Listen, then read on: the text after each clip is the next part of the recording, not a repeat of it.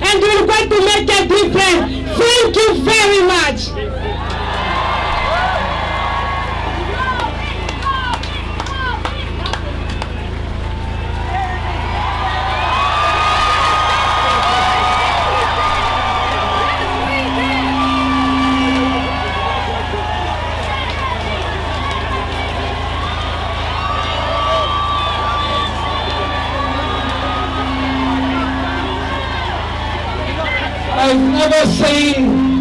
I've never seen Parliament Square looking so full, so beautiful and so happy as on this day. Thank you all for being here today.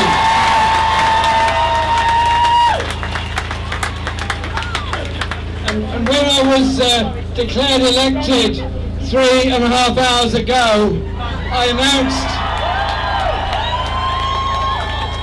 announced to our conference that my first action in this new position as leader of the Labour Party would be to come to a demonstration in support of refugees, the right to asylum and the human needs of people all over the world.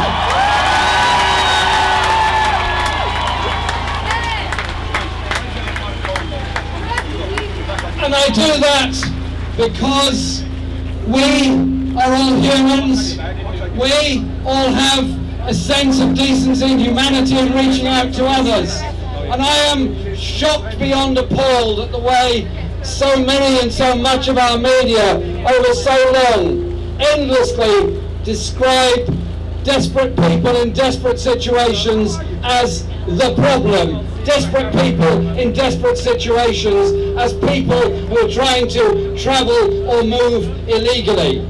Those desperate people in desperate situations are all over the world.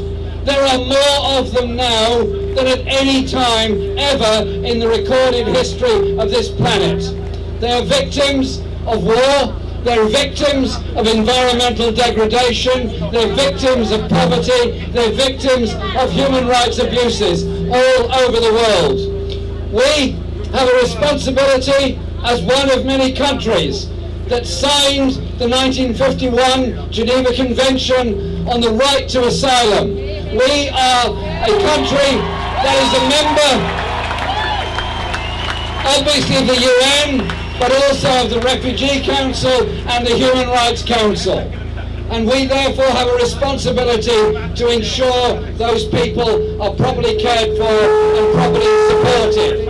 And so I think it's quite incredible what has happened across Europe in the past few weeks. Suddenly, a lot of politicians have rediscovered their principles of humanity.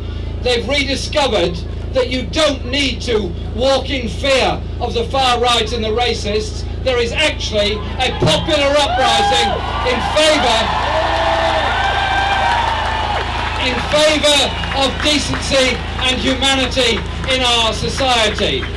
And to those who've managed to try to get into Hungary, to get through Austria, to get into Germany, I say to the ordinary people, the ordinary decent people in Hungary who came out of their homes to offer food and water and clothing and help and sustenance and comfort to Syrian people going through the most terrible stress and distress in their lives, thank you very much for your demonstration of humanity.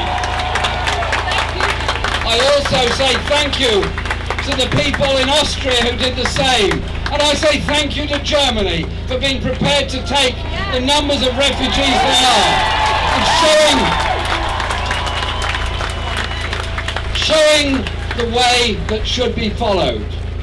I also say that we need to have a thought as to why people end up in such desperate situations. I've been in Parliament a long time and I've seen many decisions taken.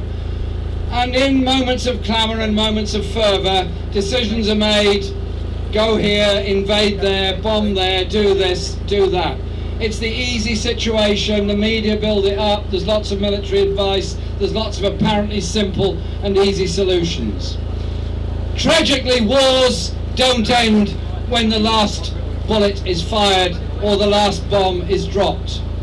The mourning and the loss of soldiers of all uniforms goes on. The mourning and the loss of families that lost loved ones because of bombardments and fighting, that goes on. The refugees move on. And there are whole generations of refugees around the world that are victims of various wars. It's those desperate people in camps in Lebanon, in Jordan, in Libya and so many other places. Desperate people trying to cross into Turkey and other places. They are all, in a sense, victims of wars. So surely, our objective ought to be to find peaceful solutions to the problems of this world. To spend our resources on helping people, not hindering people. And to try and bring about that world of decency, human rights and justice. And so, none of this is simple, none of this is easy. But surely we have a principle between us all, that we're all human beings on the same planet. We're all human beings who want to live.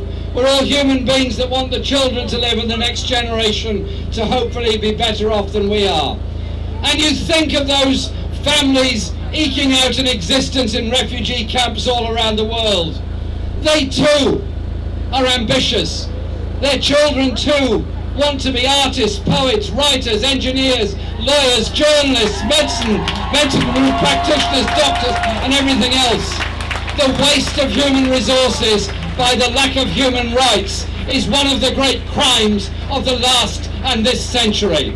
So today here in Parliament Square, we as ordinary decent people stand up and say to our government, recognise your obligations in law. That would be good.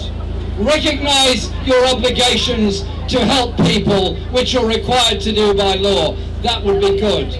But above all, open your hearts and open your minds and open your attitude towards supporting people who are desperate, who need somewhere safe to live, want to contribute to our society, and are human beings just like all of us. Together in peace, together in justice, together in humanity. That surely must be our way forward. Thank you very much for inviting me today.